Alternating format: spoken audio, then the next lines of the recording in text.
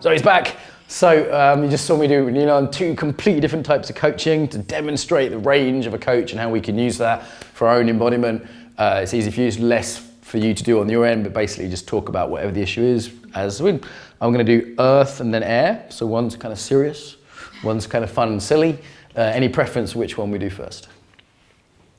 Get the earth out of the way. Get the earth out of the way. Okay, maybe not your favourite thing. Okay, earth coaching. So, I have to check my timer. Okay, earth mode. So, tell me exactly what the challenge is we're working with. The procrastination. Could be that or another thing. Okay. Yeah, that's the main thing, really. Procrastination. Yeah. I want to be an artist. I am an artist, but I keep stopping myself because ultimately I do know is that I keep putting these barriers up because I'm scared of going too far. Okay, is that the most precise way of talking about the issue? You can do it 2 or 3 times? Let's do it 2 or 3 times then. Like, we're in no rush, we've got 10 minutes, so tell me 2 or 3 times. I'm just scared of what I don't know. Scared of what you don't know? Yeah. Never been allowed to do stuff. Mm-hmm. In a way, I was told you can't or you shouldn't, and now I'm doing it. Which were you told, you can't or you shouldn't? Let's be exact. You can't do it, okay? And now I'm doing it, Mm-hmm. and I'm stopping it going too successful. Okay, so let's be more precise then about the coaching challenge. Now, this always happens, there's repetition and it gets clearer every time. So even clearer, tell me the coaching challenge again. I stop myself from succeeding. Wow, okay. I stop myself from succeeding. How long have you been doing that? My whole life. Whole life. Okay, most of us have patterns from our life that go from childhood to this is normal. And how do you do that? How do you stop yourself? Let's get it detailed. I think I just try every single possible way. Either I try things that are too far advanced, or I do other things that don't need doing, or I take on too many things, so I have a million things to do and don't do any of them, or just a little bit of one or the other. And if you had to identify what would be the most typical strategy for you, if we could get rid of one strategy, which would be the one that you would want a magic one to get rid of? Trying to do a million things at once and not doing any of them. Trying to do a million things at once and not doing any of them. Yeah. Okay. Good, making good progress here. Really are, actually, it's solid. What would be one technique to not do that, to avoid that? To pick one thing, right? Yeah. So when you find yourself starting to do a million things at once, what's one concrete thing you could do? I know I should say just don't. Just stop and keep doing one thing. How? I always see something, yeah. How? I just don't know. Okay, so the other thing you see, does it become sort of more interesting? Yeah.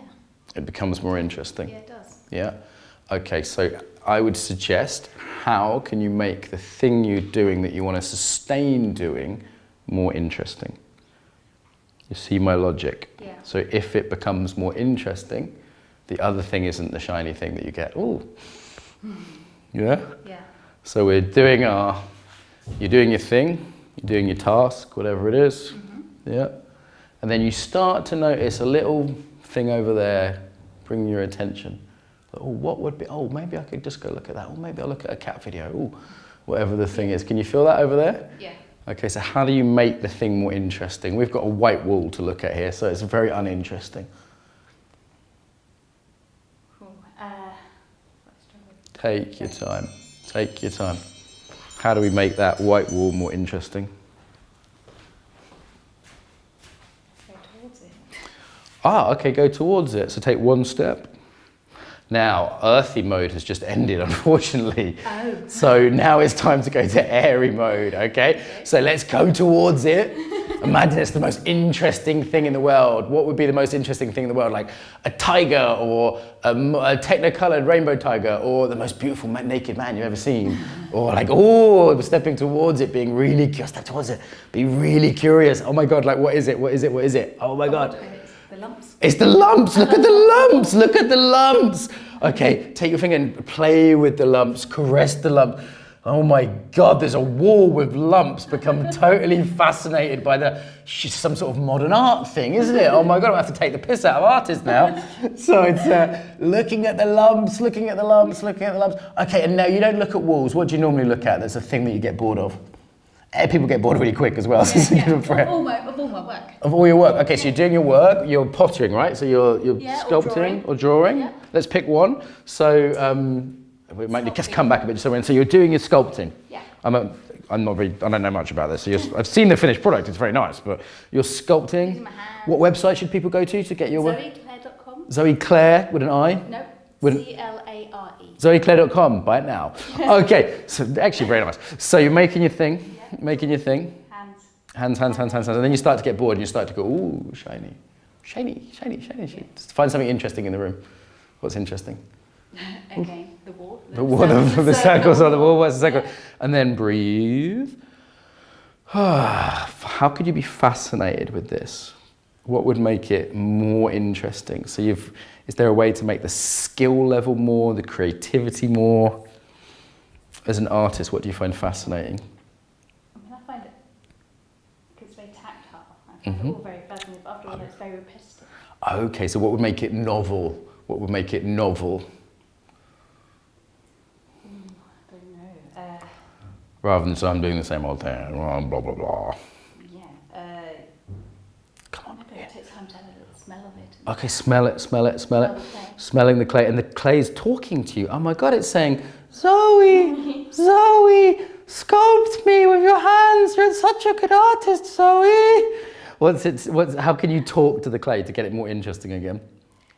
Well, I can actually just play with it instead of doing what I should be doing. Just Okay. sit at home and So just see if I can do a something. bit of play, a bit of creativity.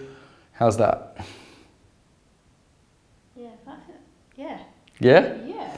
What would be possible as an artist if you were to be able to continue to focus by being more and more playful and interested in the subject? What would be possible rather than, I have to do a chore now? What would be possible?